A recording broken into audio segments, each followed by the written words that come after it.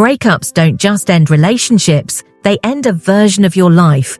And if you're watching this right now, chances are you're not just missing a person, you're missing the way you felt when you were with them, the future you imagined, the safety you thought you had, and the version of yourself that existed in that love. People often tell you to move on or be strong, but what they don't understand is that breakup trauma lives in the body and the mind, not just in thoughts. And the pain you feel is real, deep, and valid.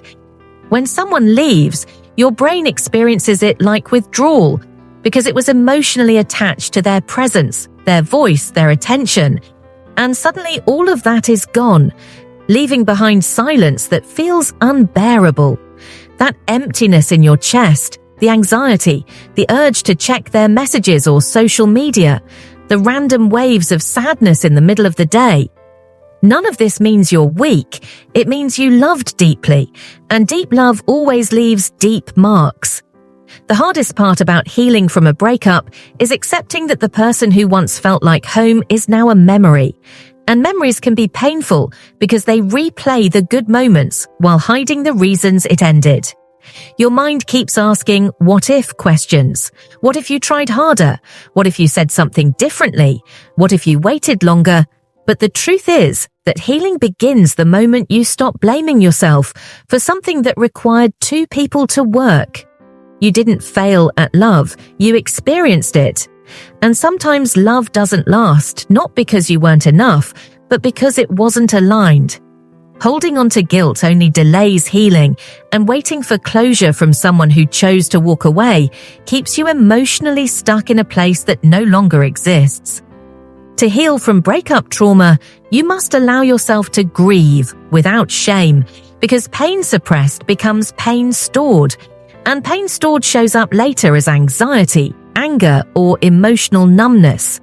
Cry if you need to, sit with the sadness, and let yourself feel the loss fully instead of pretending you're okay for the world. Healing is not about erasing memories, it's about changing the way they affect you. Distance is not cruelty, it's self-respect, and creating emotional space by limiting contact, avoiding social media stalking, and breaking old routines gives your nervous system the chance to calm down and reset. Every time you choose not to look back, you take one small step forward, even if it doesn't feel like it in the moment. As time passes, healing requires rebuilding the relationship you lost with yourself, because somewhere along the way, you may have forgotten who you were outside of that love. Start slowly. Reconnect with your body through movement, walking, or exercise. Reconnect with your mind through journaling or learning something new.